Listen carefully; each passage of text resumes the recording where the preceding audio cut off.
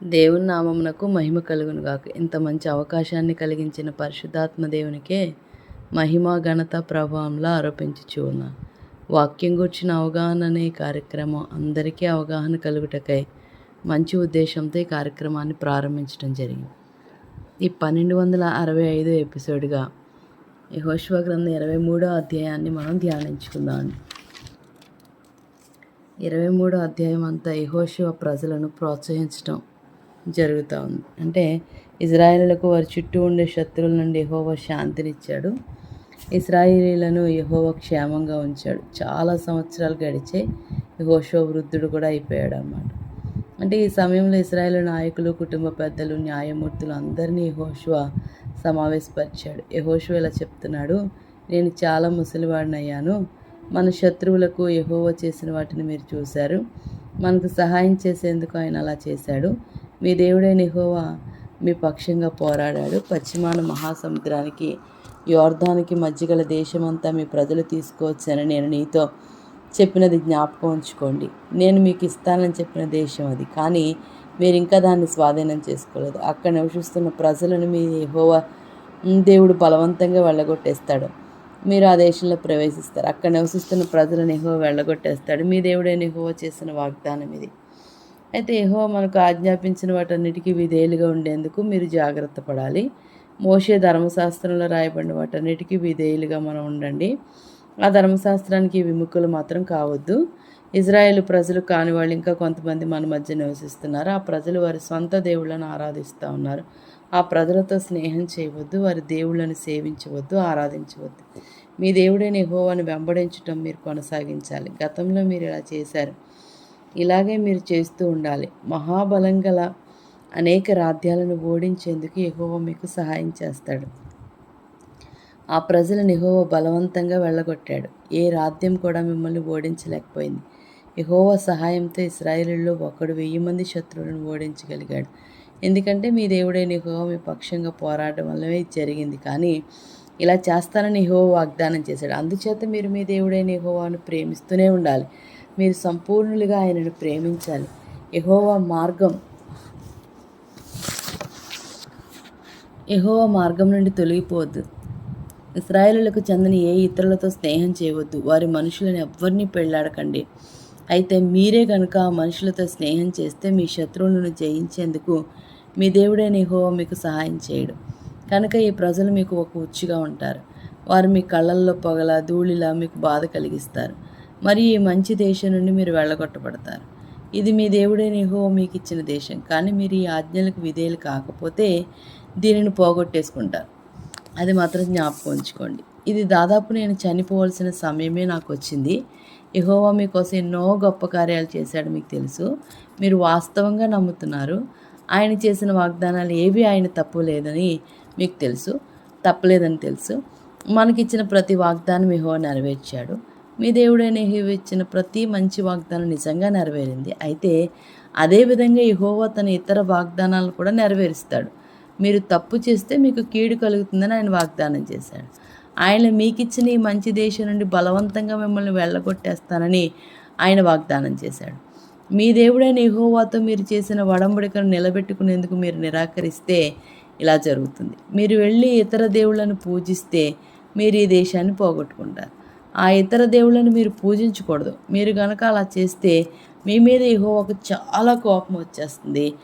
ఆయన మీకు ఇచ్చిన ఈ మంచి దేశం నుండి మీరు వెళ్ళగొట్టబడతారు. అర్థమవుతుందండి?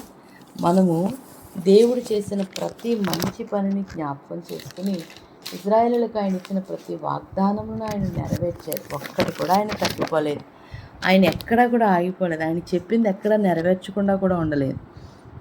కానీ మనం ఏం చేయాలంటే ఇశ్రాయేలీయులు దేవుణ్ణి ప్రేమించాలి. దేవుడు ఏ విధంగా ఇశ్రాయేలును ప్రేమించాడో ఆ విధంగానే వారు దేవుణ్ణి హత్తుకుని ప్రేమించాలని యెహోషువ వారిని మరొకసారి హెచ్చరిస్తాడు. ఎందుకంటే తను వృద్ధాప్య సమయంలో ఉన్నాడు కనుక.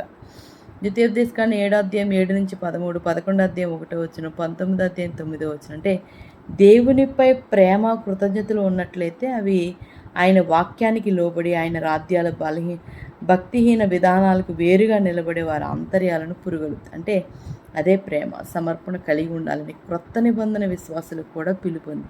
మత్తయి 22:37, మార్కు 12:30, యోహాను 14:15, గలతీ 5:6, 1 యోహాను 4:19తో మనం చూస్తే దేవుడైన యెహోవాను మనం ఎలా ప్రేమించాలో ఈ వాక్యాలు మనకు నేర్పిస్తూ ఉన్నాయి. అలాగే జనులు హత్తుకుని బయలుదేవతలకు ముఖ్యంగా దైవంగా పెట్టుకున్న కనానీయుల మతంలో ఎంతో దిగజారిపోయిన మతం. వారి మతం ఏంటంటే స్త్రీ పురుషుల్లో వేశ్యావృత్తిని ప్రోత్సహించి వారి ఆరాధన దుర్నీతితో కూడిన ఉన్మాదంతో లైంగిక కార్యాలతో నిండి ఉండేది. వారి ప్రవక్తలు యాజకులు అప్పుడే పుట్టిన చిన్న బిడ్డలను దేవాలయాల్లో అధికారపూర్వకంగా బలులుగా అర్పించే హంతకులు. ఈ కనానీయుల వినాశనం ఇలా ఉంటుందన్నమాట.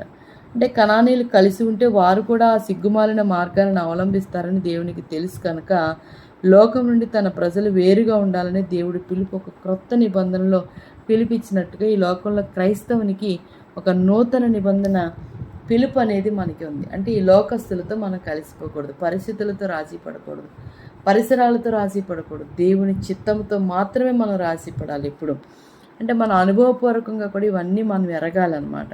దేవుడు ఇశ్రాయేలుకి ఇచ్చిన వాగ్దానాలు బేషరతుగా ఇచ్చినవి కావు. దేవుని ఆశీర్వాదాలు, దేవుని సహవాసం, ఆయన బలం పొందాలంటే ఆయన ఆజ్ఞలకు విధేయులవ్వడం ద్వారా దేవుణ్ణి ప్రేమించడం, ఆయన ఏర్పాటు మీద విశ్వాసం, నుండి ఏర్పాటు చేసిన షరతులు అవసరం. తనకు తన ప్రజల మధ్య నిబంధన సంబంధమైన సహవాసాన్ని కాపాడుకోవడానికి అవసరమైన కృపను ఆయన ఎప్పుడూ అనుగ్రహిస్తారు.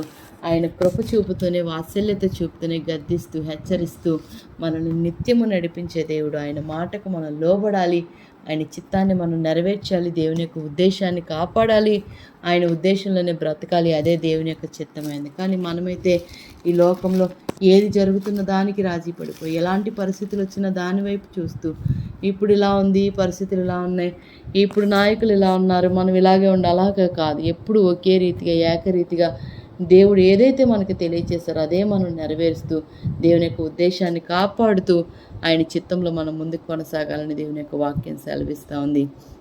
వృద్ధాప్యంలోనే యెహోషువ ఇజ్రాయెల్ని హెచ్చరించటమే కాదు, ఈరోజు మనతో కూడా ఈ రాజకీయ పరిస్థితులే కానీ, చుట్టూ ఉన్న పరిస్థితులే కానీ, మనం దేవుని రాకడికి సిద్ధమవుతున్న ఈ పరిస్థితులే కానీ, మన పోకడే కానీ దేవుని రాకడే కానీ అతి సమీపంగా ఉందని గుర్తు చేస్తూ అనేకమైన విషయాలు జరుగుతూ ఉన్నాయి కనుక మరి వీటిని ముంగుర్తుగా మనం కొన్ని సూచనలు చూస్తూ ఉన్నాం కనుక ఇప్పుడు మన పరిస్థితి ఎలా ఉండాలంటే దేవునికి ప్రేమిస్తూనే ఉండాలి, ఆయన హత్తుకునే ఉండాలి, ఆయన మాటకు లోబడి ఉండాలి, ఆయన ఆజ్ఞలు నెరవేర్చాలి.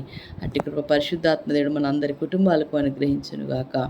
దేవుడి కొద్ది మాటలు మనకు ఆ ఆపేక్షించో, ఏదో వస్తుందనో, ఏదో కావాలనుకునో, లేకపోతే ఏదో లాభప్రాప్తి కొరకో మనం ఈ లోకంలో మనం కష్టపడితే పరమ కణాన్ని మనం చేర్చబడలేము, మనం చేరలేము, ఇతరులను మనం చేర్చలేము. కాబట్టి మనము దేవుని యొక్క ఉద్దేశాన్ని నెరవేరుస్తూ, దేవుని యొక్క చిత్తాన్ని నెరవేరుస్తూ అట్టి కృపను మనం కలిగి ఉండి, దేవుని యొక్క ఉద్దేశాన్ని కలిగి ఉండి మనం కూడా అనేక మందిని దేవుని చెంత చేర్చుదాం. మరి ఇటువంటి కృపను పరిశుద్ధాత్మదేవుడు మనందరి కుటుంబాలకు అనుగ్రహించునుగాక. ఆమేన్. ప్రార్థన చేసుకుందాం. అంటే మహోన్నతుడ, సర్వాధికారి అయిన తండ్రి, నీకే వందనాలు చెల్లిస్తున్నాయి. ఉదయకాల సమయంలో మరొకసారి మమ్మల్ని అయ్యా నీ మాటల చేత తృప్తిపరిచారు, అందుకు వందనాలు. నిజమేనా ఎప్పటికప్పుడు మమ్మల్ని హెచ్చరిస్తూ ఉన్నారు, అందుని బట్టి కృతజ్ఞతలు చెల్లిస్తూ ఉన్నాం తండ్రి. అయా హెచ్చరికను గుర్తెరిగి నిత్యం మా జీవితాలను కాపాడుకుంటూ అనేక మందిని నీ చెంతకు చేరుస్తూ నిజాయితీ కలిగి నమ్మకంగా మరణం వరకు ముందుకు కొనసాగే భాగ్యాన్ని మా అందరికీ దయచే. ఉదయకాలం ఎవరిని క్షమించాలి, ఎవరి గురించి ప్రాధాయపడాలి, ఎవరి గురించి విజ్ఞాపన చేయాలో తెలియచేయమని మా అందరినీ మీ చిత్తానికి అప్పగించుకుంటూ యేసు నామములో అడిగి వేడుకొని ప్రార్థించుచున్నాను తండ్రి. ఆమేన్. ప్రైజ్ లార్డ్ అమ్మ. God bless you. అందరికీ వందనాలు. ఆమేన్.